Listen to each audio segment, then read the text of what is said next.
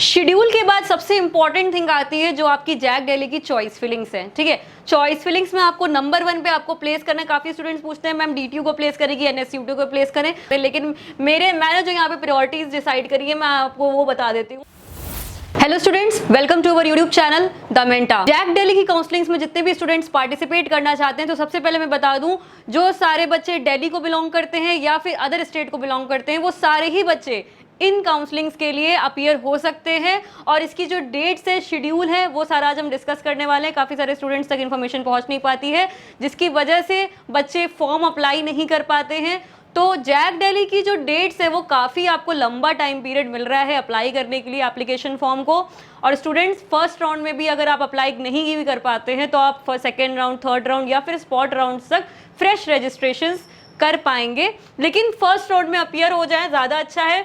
और इसमें फॉर्म कैसे अप्लाई करना है और आपकी जो कॉलेजेस इसमें लाई करते हैं उनका कट ऑफ क्या रहता है, ये सारी ही चीज़ें हम इस वीडियो पे डिस्कस कर लेंगे। तो देख लेते हैं जैक दिल्ली का आपका कैसे स्टार्ट हो रहा है काउंसलिंग का प्रोसीजर। तो आपकी जो डेट स्टार्टिंग है वो आपकी 5 सितंबर से ये फॉर्म शुरू हो चुका है और आपकी जो एंड डेट है वो 25 सितंबर तक आप इसको फॉर्म को अप्लाई कर सकते हैं। ठीक है, 25 सितंबर तक आप इस फॉर्म को अप्लाई कर सकते हैं जो भी स्टूडेंट्स यहाँ पे पार्टिसिपेट करना चाहते हैं गाइस। ठीक है, सो काफ़ी लंबा टाइम है, 5 सितंबर से 25 सितंबर, दैट मीन्स आपके पास लमसम 20 डेज हैं। 20 डेज में आप इसको अप्लाई कर लीजिए। देन हम देख लेते हैं यहाँ पे जितने भी स्टूडेंट्स को यहाँ पे अपना कोटा लेना है, डिफेंस का लेना है या फिर IIIT दिल्ली के लिए अपना बोनस पॉइंट के लिए आपको यहाँ पे अप्लाई करना है तो आप उसको यहाँ पे क्लेम ले सकते हैं इन सारी ही चीज़ों के लिए। ठीक है, और डॉक्यूमेंट को वेरीफाई करने के लिए आपको यहाँ पे फिजिकल रिपोर्टिंग करनी होगी NSUT sector 3 Dwarka new Delhi में। और आपका टाइम पीरियड है सुबह 9 बजे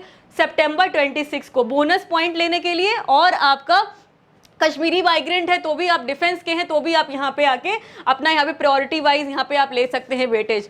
ये डिफेंस वाले बच्चों का यहाँ पे लिखा हुआ है साफ साफ, प्रायोरिटी आपका कोई भी जो भी लाई कर रहे हैं यहाँ पे 6 है, 7 है, 8 है, 9 है, आप यहाँ पे रिक्वायर्ड डॉक्यूमेंट को लेके यहाँ पे रिपोर्ट कर सकते हैं। और बोनस पॉइंट IIIT दिल्ली में आपको मिल रहा है उसके लिए आपको एनएसयूटी में ही रिपोर्ट करना है। तो ये जितने भी स्टूडेंट्स मेरे पास क्वेरी कर रहे थे बोनस पॉइंट के लिए और डिफेंस कोटा लेने के लिए, तो वो सारे बच्चे अब यहाँ पे डाउट इनका यहाँ पे मैंने क्लियर कर दिया है। मैं ये भी बताती चल रही हूँ किसके किसके डाउट्स मैं यहाँ क्लियर कर रही हूँ। ठीक है बच्चों, सो प्लीज वीडियो को एंड तक देखेंगे सारे ही बच्चे और सभी के डाउट्स इसमें ले लूंगी मैं आज यहाँ पे। ठीक है, फर्स्ट राउंड की बात कर लेते हैं। फर्स्ट राउंड का जो सीट अलॉटमेंट आपका आएगा, जैसे ही आपने रजिस्ट्रेशन कर दिया, चॉइस फिलिंग कर दी, देन आपका यहाँ पे 28 सितंबर को 2 बजे के बाद आपका यहाँ पे अलॉटमेंट आ जाने वाला है फर्स्ट राउंड का। देन आपको फिजिकल रिपोर्टिंग करनी है, साफ साफ लिखा हुआ है you have to physically report after payment of seat acceptance fees. ठीक है, फॉर डॉक्यूमेंट वेरिफिकेशन। और आपका दिल्ली रीजन के जितने बच्चे हैं ओबीसी कैटेगरी में लाई करते हैं, जेई में इनकी रैंक 75,000 तक है, तो आपको यहाँ पे सितंबर 29 थर्सडे को यहाँ पे रिपोर्ट करना होगा। दिल्ली रीजन के EWS, SC and ST category वाले बच्चे भी यहाँ पे रिपोर्ट करेंगे। इन बच्चों के लिए यहाँ पे कोई रैंक का वेरिएशन नहीं, लेकिन हाँ ओबीसी वाले बच्चों के लिए यहाँ पे सीआरएल रैंक 75,000 तक के बच्चों को यहाँ पे बुलाया गया है। देन हम देखें दिल्ली रीजन के ओबीसी वाले बच्चे जिनकी रैंक 75,000 से अबव आ रही है तो उनको यहाँ पे 30 सितंबर को जाना है। दिन अच्छे से देख लीजिए किन बच्चों को, कौन सी रैंक वाले बच्चों तक को यहाँ पे डेट्स में जाना है, क्योंकि यही क्वेरीज आप मुझे व्हाट्सएप पे पर्सनली भी पूछेंगे और फोन करके भी पूछेंगे मैम मेरी कैटेगरी ये है, मुझे किस दिन रिपोर्ट करने जाना होगा। तो प्लीज इस वीडियो में प्लीज प्लीज प्लीज बच्चों हम्बल रिक्वेस्ट है आप वीडियो को पूरा ध्यान से देखा करिए, सारी चीजें इसमें कवर हो जाती हैं। दिल्ली रीजन का अब हम देख लेते हैं और आउटसाइड दिल्ली रीजन का देख लेते हैं। General, OBC, EWS, SC, ST category के बच्चे और जो दिल्ली और आउटसाइड दिल्ली दोनों तरह के हैं, जिनका डिफेंस है, कश्मीरी माइग्रेंट है या फिर वो फिजिकली हैंडीकैप डिसेबल्ड है, तो वो 1 अक्टूबर को यहाँ पे फिजिकली रिपोर्ट करेंगे। और जितने भी बच्चे 15,000 अप टू रैंक के जनरल कैटेगरी के बच्चे हैं दिल्ली रीजन के, उनको 3 अक्टूबर को रिपोर्ट करना होगा। ठीक है, और जिनकी रैंक जेई में इनकी 15,000 से अबव है, 15,000 से अबव रैंक वाले बच्चे अक्टूबर 4 को रिपोर्ट करेंगे और 15,000 तक के रैंक के बच्चे अक्टूबर 3 को रिपोर्ट कर देंगे। सो आपको जैसे ही फर्स्ट राउंड का सीट अलॉटमेंट बच्चों हो जाएगा तो आपको फिजिकली यहाँ पे रिपोर्ट करना होगा। अगर आपने यहाँ पे रिपोर्ट नहीं किया बच्चों तो आपकी जो सीट है वो साफ साफ लिखा गया है कि एडमिशन आपका यहाँ पे कैंसिल्ड कर दिया जाएगा, जो भी आपको सीट अलॉट हुई है। सो ये आपका प्रोसीजर हो गया फर्स्ट राउंड का। देन सीट फ्रीजिंग पे आते हैं। ऑनलाइन थ्रू कैंडिडेट लॉगिन आपको सीट फ्रीज करनी है, उसकी लास्ट डेट आपको 4 अक्टूबर की दी गई है और वो भी रात के 12 बजे तक आपको यहाँ पे सीट को फ्रीज करना होगा। ठीक है बच्चों, अगर आप विड्रॉवल लेना चाहते हैं अपने एडमिशन प्रोसेस से तो आपकी लास्ट डेट 20 अक्टूबर दी गई है, आप यहाँ पे विड्रॉवल ले सकते हैं, 20 अक्टूबर तक का आपका टाइम है। देन हम देख लेते हैं सेकेंड राउंड की बात। सेकेंड राउंड का जो आपका सीट अलॉटमेंट है उसकी डेट आपकी 6 अक्टूबर है एंड वही सेम प्रोसीजर आपको फॉलो करना है जो फर्स्ट राउंड में फॉलो होगा। Physical reporting, payment of seat and आपकी यहाँ पे डेट्स मेंशन्ड है, कुछ कौन सी कैटेगरी वाले बच्चे को कब कब रिपोर्ट करना है। ये पीडीएफ फाइल आपको जैक दिल्ली की वेबसाइट पे भी मिल जाएगी, बट वो पीडीएफ आप देख तो लेते हैं बट आपसे तब भी डेट कहीं ना कहीं मिस हो जाती है। इसलिए इस वीडियो के माध्यम से मैं बताना चाह रही हूँ आपको कि आपके कोई भी क्वेरीज रह जा रही हैं जिसका आप देख नहीं पा रहे हैं, समझ नहीं पा रहे हैं कि कैसे हमें डेट्स देखनी है, तो प्लीज आप इस वीडियो को देखते जाइएगा। और सीट फ्रीजिंग इसमें आपको लास्ट डेट सेकेंड राउंड की 10 अक्टूबर आपको दी गई है। विड्रॉवल करने का आपका पास समय वही 20 अक्टूबर का है, आप विड्रॉवल कर सकते हैं। अब हम आते हैं न्यू रजिस्ट्रेशन पे। जो बच्चों को न्यू रजिस्ट्रेशन करना है, अभी तक फर्स्ट राउंड मिस हो चुका है, सेकंड मिस हो गया, आप क्या करें, तो न्यू रजिस्ट्रेशन के लिए आपके पास समय है 11 अक्टूबर को आप न्यू रजिस्ट्रेशन कर सकते हैं, 11 और 12 तारीख तक। ठीक है, 2 दिन का आपको पास समय है, 11 और 12। तो अगर बच्चे आपका मिस हो जा रहा है तो पैनिक नहीं करना है। बहुत बच्चे पैनिक करने लगते हैं, मैम मेरा फॉर्म मिस हो गया, मेरी काउंसलिंग खराब हो गई है और मैं पार्टिसिपेट नहीं कर पाऊंगा, मुझे IDDTU नहीं मिलेगा, मुझे DTU नहीं मिल पाएगा, अब मैं क्या करूं। तो आप यहाँ पे न्यू रजिस्ट्रेशन कर सकते हैं 11 अक्टूबर को। ठीक है, फिर से वही आपका प्रोसेस होगा, वेरिफिकेशन का डॉक्यूमेंट का थर्ड राउंड में आपका अलॉटमेंट आएगा 14 अक्टूबर को एंड आपके पास वही सारा प्रोसीजर है, physical reporting, seat freezing, withdrawal of admission and last date of withdrawal आपका, ये सब कुछ आपका यहाँ पे मेंशन किया गया है। फोर्थ राउंड का आपका 21 अक्टूबर को आएगा, वही आपका फिर से प्रोसीजर सेम फॉलो किया जाएगा फोर्थ राउंड के लिए भी and then you have to wait for spot round. अगर आपको अभी तक अलॉटमेंट नहीं हुई है तो आप स्पॉट तक वेट करिए, डिस्प्ले ऑफ अवेलेबल वैकेंसीज आपको आ जाएंगी 1 नवंबर को और फिजिकली आपको स्पॉट राउंड को आपको यहाँ पे फिजिकली स्पॉट राउंड आपका ये किया जाएगा 2 नवंबर से 4 नवंबर तक आपका यहाँ पे फिजिकल स्पॉट राउंड होने वाला है। अभी लास्ट ईयर हमारा ऑनलाइन हो रहा था स्पॉट राउंड, यहाँ पे हमारा ऑफलाइन होने वाला है फिजिकली एंड फिजिकली आपको यहाँ पे रिपोर्ट करना होगा। वेन्यू आपको फिजिकल रिपोर्टिंग के ये दिए गए हैं, DTU, NSUT, DSU, IIIT Delhi and IGDTU-W। ठीक है, तो आपको बेटा यही आपके कैंपसेस हैं जहां पे आपको फिजिकल स्पॉट राउंड के लिए पार्टिसिपेट करने के लिए जाना पड़ेगा। Venue for physical reporting at allotted institute university. ठीक है, स्टूडेंट्स काफ़ी कंफ्यूज रहते हैं कि जो हमारी रैंक है उसमें मैम हमें NSUT कैसे मिलेगा, ज़्यादा रैंक तक मैम मुझे कैसे अलॉट होगा। तो यूनिवर्सिटी में अगर सीट वैकेंट रहती है, आपकी जो लोअर ब्रांच जिनको कि हम कहते हैं कि जैसे कि आपकी जियो इन्फॉर्मेटिक्स हो गई या फिर इन्वायरमेंटल इंजीनियरिंग होगी या जितनी भी ये सब ब्रांचेज हैं, अगर बायोटेक्नोलॉजी, इन सब में अगर सीट वैकेंट रह जाती है इनकेस, तो आपको जो रिमेनिंग सीट्स है उसमें कॉलेज अपना स्पेशल स्पॉट राउंड कंडक्ट कराएगा और उन कॉलेज के उस सीट्स के लिए आप यहाँ पे एनरोल हो सकते हैं और यहाँ पे एडमिशन्स ले सकते हैं। स्टूडेंट्स, शेड्यूल के बाद सबसे इंपॉर्टेंट थिंग आती है जो आपकी जैक दिल्ली की चॉइस फिलिंग्स है। ठीक है, चॉइस फिलिंग्स में आपको नंबर 1 पे आपको प्लेस करना है। काफी स्टूडेंट्स पूछते हैं मैम DTU को प्लेस करेगी NSUT को प्लेस करें, तो आप दोनों ही जो आपका पसंदीदा कैंपस हो DTU या NSUT उसको आप प्लेस कर सकते हैं। लेकिन मैंने जो यहाँ पे प्रायोरिटीज डिसाइड करी है मैं आपको वो बता देती हूँ, आप उसमें चेंजेस कर सकते हैं, अप डाउन कर सकते हैं अपने अकॉर्डिंग। तो हम देख लेते हैं, पहले नंबर पे मैंने यहाँ पे प्लेस किया है DTU को, कंप्यूटर साइंस ब्रांच इसकी, एंड देन आपकी सॉफ्टवेयर इंजीनियरिंग, देन आपकी information and technology branch. Priorities wise यहाँ पे मेंशन है, आप प्लीज चेक कर सकते हैं, इसको आपको दिख रहा होगा साफ साफ यहाँ पे।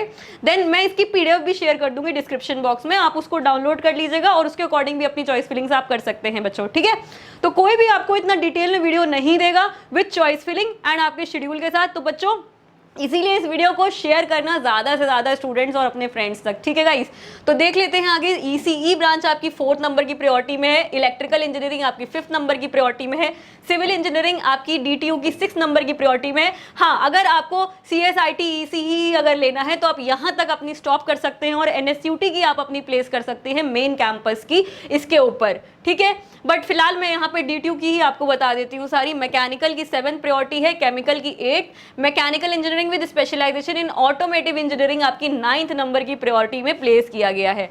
ठीक है, इसमें आप NSUT को भी टॉप में कर सकते हैं after your electrical engineering branch और ECE ब्रांच। ठीक है, इसको आप NSUT को भी प्लेस कर सकते हैं। नेक्स्ट हम देख लेते हैं हमारी चॉइस फिलिंग जो आती है बायोटेक्नोलॉजी आपकी DTU कैंपस के लिए। देन हमारी DTU की mathematics and computing and then हमारी आती है DTU की production and industrial engineering branch. Next हमारी है NSUT computer science main campus 13th number, इसको हम प्लेस कर सकते थे जो कि 5th नंबर की चॉइस में, तो इसको आप 5th नंबर में प्लेस कर सकते हैं NSUT की कंप्यूटर साइंस 5th नंबर की प्रायोरिटी में। देन हमारी computer science and data science main campus, इसको 6th नंबर की प्रायोरिटी में प्लेस किया जा सकता है। NSUT computer science artificial intelligence, इसको 6th 7th नंबर की प्रायोरिटी में हम प्लेस कर सकते हैं।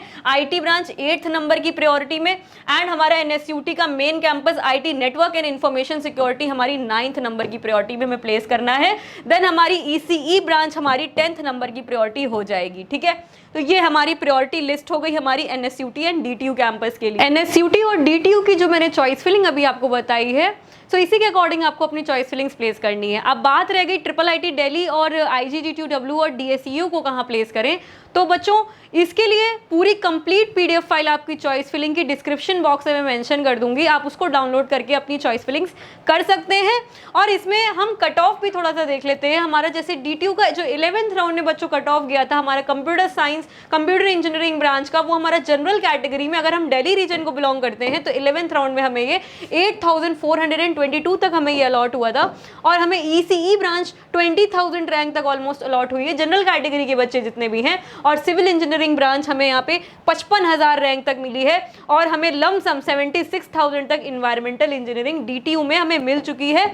और हमें जो बायोटेक्नोलॉजी ब्रांच है वो हमारी 91,000 तक हमें ये अलॉट हुई है। 91,000 तक हमें बायोटेक्नोलॉजी इन DTU अलॉट हुई है for Delhi region in 11th round. अब 11th राउंड के बाद भी जैसा कि मैंने अभी आपको बताया, ब्रोशर में समझाया शेड्यूल में, कि जो सीट्स वैकेंट रह जाती हैं उसके बाद भी कॉलेज अपने लेवल पे काउंसलिंग कंडक्ट करवाएगा, तो उसमें भी आप फिजिकली रिपोर्ट करके स्पॉट राउंड में पार्टिसिपेट कर सकते हैं। तो ये सारी इन्फॉर्मेशन आपको शेड्यूल आप अगर डीप में पढ़ेंगे तो आपको सब कुछ उसमें पता चल जाएगा। और वीडियोस तो आप हमारे देखते ही रहते हैं, तो उसमें जितनी भी इंफॉर्मेशन हो सकती है गाइज, मैं पूरा कोशिश करती हूँ कि आपको सारी चीज़ें काउंसलिंग के रिलेटेड पता चलती जाए, ठीक है। अब हम DTU के बाद देख लेते हैं हमारा जो कट ऑफ है। DTU के बाद जो हमारा 11th राउंड का कट ऑफ है 2021 का, उसके बाद हम आउटसाइड दिल्ली का देखेंगे। होम स्टेट का देख लिया।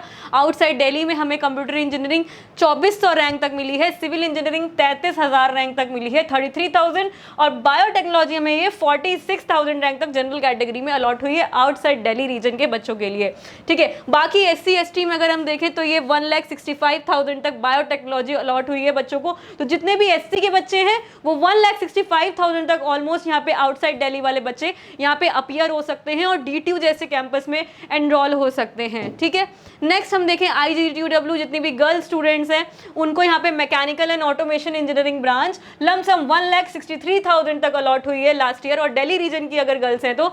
और IT ब्रांच हमें 44,000 तक अलॉट हुई है, लेकिन स्पॉट काउंसलिंग में ये और ज़्यादा रैंक तक हमें यहाँ पे अलॉट हुई है। ये सिर्फ मेंशन्ड रैंक्स हैं जो कि हमें 11th राउंड तक दिखाई जा रही हैं, ठीक है।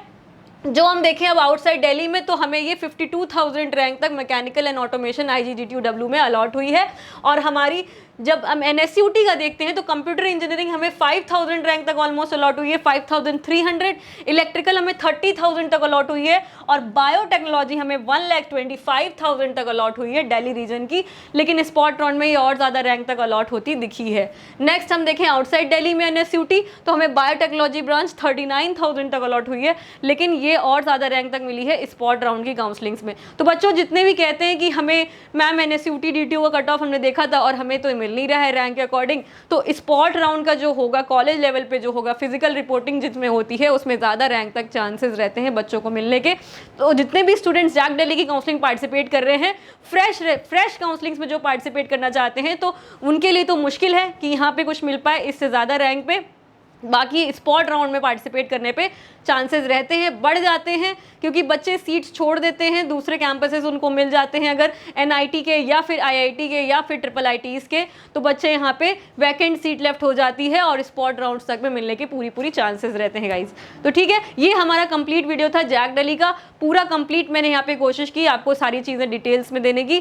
सो स्टूडेंट्स डिस्क्रिप्शन बॉक्स जरूर चेक कीजिएगा चॉइस फिलिंग्स के लिए और शेड्यूल के लिए। Thank you students for watching this video and like this video, share this video, और सब्सक्राइब नहीं किया है मेंटा को तो प्लीज जरूर से जरूर सब्सक्राइब कर लेना। एटलीस्ट जब तक काउंसलिंग चल रही है तब तक तो बिल्कुल सब्सक्राइब करके रखना द मेंटा को, और ज्यादा से ज्यादा बच्चों तक शेयर करने की पूरी कोशिश कीजिएगा ताकि उन सब की हेल्प हो पाए कि कैसे हमें काउंसलिंग करनी चाहिए।